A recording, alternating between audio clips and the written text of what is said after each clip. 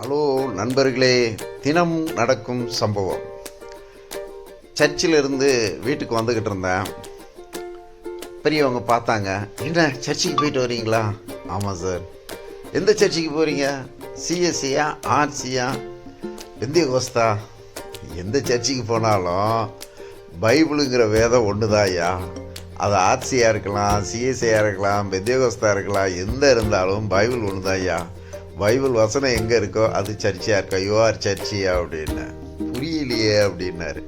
உங்களுக்கு புரிகிற மாதிரி நான் சொல்லணுன்னா, நம்மளுக்கு கவர்மெண்ட் ஸ்கூல் இருக்குது, ப்ரைவேட் ஸ்கூல் இருக்குது, அதில் சிபிஎஸ்ங்கிறாங்க, இன்டர்நேஷ்னலுங்கிறாங்க. இப்படி எத்தனை பிரிவு இருந்தாலும் இங்கிலீஷ் படிக்கணும்னா ஏபிசிடி தானே முக்கியம். அது கார்பரேஷன் ஸ்கூலாக இருந்தாலும் ஏபிசிடி தான், இன்டர்நேஷ்னல் ஸ்கூலாக இருந்தாலும் குழந்தைங்களுக்கு சொல்லிக் கொடுக்குறது ஏபிசிடி தானே. என்ன சிரிச்சார். அப்போ பக்கத்தில் இருந்தவர் சொன்னார், சார் கார்பரேஷன் ஸ்கூல்னு என்னுடைய சம்பவத்தை ஒன்று உங்கள்கிட்ட சொல்லட்டுமா அப்படின்னாரு. சொல்லுங்கய்யா அப்படின்னா. சார், என் பையன் காலேஜ் படிப்புக்காக நாங்கள் ஒரு கவர்மெண்ட் காலேஜில் போய் உட்காந்துருந்தோம் சார். அப்போது அந்த கவர்மெண்ட் காலேஜில் நாங்கள் கேட்ட கோர்ஸு வேக்கன்ஸி எங்கள் பையன் எடுத்திருக்க நம்பர் கோட்டாவில் 7 பேருக்கு தான் இருக்குது. ஆனால் வந்திருக்கிறதோ 14 பேர். அப்போது அங்கே இருக்கிறவங்க கேட்டாங்க, நாங்கள் கேட்குற குவாலிஃபிகேஷனில் நீங்கள் 14 பேர் இருக்கிறீங்க, ஆனால் இதில் சீட்டு 7 பேருக்கு தான் கொடுக்க முடியும். இதை எப்படி கொடுக்கணும் நீங்களே சொல்லுங்கன்னு கேட்குறாங்க. அப்போ எல்லா பேரண்ட்ஸும் முழிச்சிக்கிட்டு இருக்காங்களாம். இவங்க ஒய்ஃப் எழுந்திரிச்சு சொன்னாங்களாம், சார் ஒரு நிமிஷம் அப்படின்னாங்களாம். சொல்லுங்கம்மா நாங்களாம். நான் கவர்மெண்ட் ஸ்கூலில் தான் படித்தேன், என்னுடைய சர்டிஃபிகேட்டு, ஸ்கூல் சர்டிஃபிகேட்டு, காலேஜ் சர்டிஃபிகேட்னு காமிச்சாங்களாம். அவங்க வீட்டுக்காரும் கவர்மெண்ட் ஸ்கூலில் தான் படித்தோம், கவர்மெண்ட் காலேஜில் தான் படித்தோம், சர்டிஃபிகேட்னு காமிச்சாங்களாம். அவங்க பையனும் கவர்மெண்ட் அண்டர்டேக்கிங் ஸ்கூலில் தான் படித்தோம், கவர்மெண்ட் சர்டிஃபிகேட்டியா, இது கவர்மெண்ட் காலேஜ், நீங்கள் எப்படி கொடுப்பீங்கன்னு முடிவு எடுங்கன்னாங்களாம். ஓகே, ஃபஸ்ட்டு ப்ராமிஸ், இது கவர்மெண்ட் காலேஜ், அதனால் உங்களுக்கு சீட்டுன்னு சொல்லிட்டாங்களாம். அப்போ மீதிக்கு பிள்ளைங்களுக்கெல்லாம் பார்த்தீங்கன்னா எல்லாருமே கவர்மெண்ட் காலேஜில் படித்தவங்களே இல்லை, ப்ரைவேட் ஸ்கூலில் ப்ரைவேட் இதில் படிச்சுட்டு அங்கே ஷீட்டு கேட்டு வந்தவங்களாம். அதில் இருக்கிற சீட்டை குலுக்கி போட்டு அது யார் யாருக்கு வந்துச்சோ கொடுத்துட்டு மீதி போங்க அப்படின்னு சொல்லிட்டாங்களாம். அதுக்கு பிறகு இந்த பிள்ளைங்க படித்து எல்லாருமே நல்ல உத்தியோகத்தில் இருக்காங்களாம். ஒருத்தர் சென்ட்ரல் கவர்மெண்ட்டாக, ஒருத்தர் ப்ரைவேட் கம்பெனி நல்ல போஸ்டிங்கு, இந்த பெரியவரும் நல்லா சம்பாதிக்கிறாரு. பொருளாதாரத்தை பற்றி பிரச்சனையே இல்லை. இப்போது நான் வருஷம் 200 வீடு போகிறேங்க இந்த சோஃபா பெட்டு ரிப்பேருக்காக. ஒரு சில வீட்டுகளில் பார்த்தீங்கன்னா, என் பிள்ளை இந்த பெரிய ஸ்கூலில் படிக்க வைக்கிறேங்க, வருஷத்துக்கு இவ்வளோ ஃபீஸ் கட்ட வேண்டியிருக்கு, இவ்வளோ பணம் செலவாகுது அப்படின்னு சொல்லி வருத்தத்தோடு சொல்கிறாங்க. அதில் நானும் சில குடும்பங்களை பார்ப்பேன். ஆமாங்க, ஒரு மனுஷன் சம்பாதிக்கிற பணத்தில் கொண்டு ப்ரைவேட் ஸ்கூலில் நம்ம அவ்வளோ பணத்தை கட்டி படிக்க வைக்கும்போது அந்த வருஷ இடையில் அவங்களுக்கு ரிலேஷன்ஸ் உறவு வரும், மெடிக்கல் செலவு வரும், எக்ஸ்பென்ஸ் வரும்.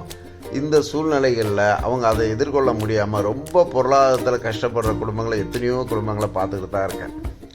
இப்போ கவர்மெண்ட் ஸ்கூலில் படிச்சுக்கிட்டு இருக்கும்போது நம்மளுக்கு நல்ல பொருளாதாரம் இருந்துச்சுன்னா நம்ம வர்ற சொந்த பந்தங்களை பொருளாதார ரீதியாக கவனிக்க முடியும். இல்லைன்னா நம்மளுக்கு ஏதாவது ஒரு பெரிய மெடிக்கல் செலவு வந்துடுச்சு, அந்த வருஷம் ஸ்கூல் ஃபீஸ் பணம் கட்ட முடியலன்னா நம்ம சொந்தக்காரங்கிட்ட போய் நம்ம கையை ஏந்த வேண்டிய சூழ்நிலைகள் வரும். அவங்க கொடுத்தா நல்லது, கொடுக்கலன்னா மன வருத்தம் வரும். இந்த சூழ்நிலையெல்லாம் வரும்லாங்க. அதை விட நம்ம கவர்மெண்ட் ஸ்கூலில் நம்ம வாங்குகிற ஒவ்வொரு பொருளையும் வரி கட்டி அந்த வரி மூலம் தான் கவர்மெண்ட் ஸ்கூலே நடக்குது. அந்த படிப்பை நம்ம யூஸ் பண்ணிக்கிட்டால் என்ன தப்புங்க? அது தப்பே கிடையாது. இப்போது இந்த ஐயாவுடைய 2 பிள்ளைங்களும் நல்லா படித்து உத்தேகத்துக்கு வந்திருக்கு, மருமக்கள் உட்கார்ந்துட்டு இருக்காங்க. இப்போ நான் அவங்கள ஒரு கேள்வி கேட்டேன், ஐயா இப்போ உங்கள் பேரன் பேத்தி எங்கே படிக்குதுன்னு. அப்படி தாங்க, என் பிள்ளைங்களும் கவர்மெண்ட் பேத்தியில் தான் படிக்குது. இப்போ எங்களால் முடிஞ்ச நல்ல பொருளாதாரம் இருக்கிறதுனால பல ஏழை பிள்ளைங்க, இந்த மாதிரி கஷ்டப்படுறவங்களுக்கு படிப்பு ரீதியாக, உடல் ரீதியாக நாங்கள் ஹெல்ப் பண்ணுறோம்.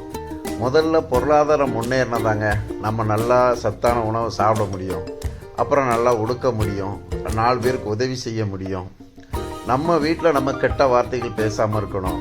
பொருளாதார சூழ்நிலை வந்தால் புருஷன் பொண்டாட்டி மேலே குறை சொல்கிறதும், பொண்டாட்டி புருஷன் மேலே குறை சொல்கிறதும், பற்றாக்குறையில் இருக்கும்போது சரியான உணவு சாப்பிட முடியாது, மெடிக்கல் பிரச்சனை வரும். இப்படி ஏகப்பட்ட பிரச்சனைகளை நம்ம மாட்டிக்கிட்டு அவஸ்தைப்படுறத விட நம்ம என்ன படிக்க போகிறோமோ அதை ஒரே நோக்கத்தோடு படித்து முன்னேறும்போது எல்லா வாழ்க்கையும் நல்லா தாங்க இருக்குது. இதில் அதே மாதிரி தாங்க சர்ச்சு, ஆர்சிசி சர்ச்சாக இருக்கலாம், சிஎஸ்சி சர்ச்சாக இருக்கலாம், பெந்தேகோஸ்தே சர்ச்சாக இருக்கலாம். சர்ச்சுக்கு என்ன பர்பஸ்க்காக போகிறோம், சர்ச்சோட நன்மைகள் என்ன, அதனுடைய அறிவு வளர்ச்சிகள் என்ன, அதனுடைய வேத வளர்ச்சிகள் என்ன, இதை நம்ம தெரிஞ்சுக்கிட்டோம்னா பைபிள் எந்த சர்ச்சுக்கு போனாலும் ஒன்று தான். அதே மாதிரி எந்த ஸ்கூலில் போய் படித்தாலும் ஏபிசிடி ஒன்று தான், தமிழ் ஒன்று தான், ஹிந்தி படித்தாலும் ஹிந்தி ஒன்று தான். டைப் ஆஃப் டிஃப்ரென்ஸ் இருக்கலாம், ஆனால் நம்ம ஃபேமிலி டைப் ஆஃப் டிஃப்ரென்ஸில் வளர்ந்துருக்கான்னு பார்த்தீங்கன்னா, பல ஃபேமிலி ஏழையாக இருந்த உடனே பெரிய கனவு காண்பாங்க, நம்ம உடனே பெரிய ஆளாயிடணும், உடனே பெரிய ஃப்ளைட்டில் போகணுன்ட்டு. அப்படி கனவு கண்டு அதை முழுமையாக சம்பாதிக்க முடியாமல் எத்தனையோ குடும்பங்கள்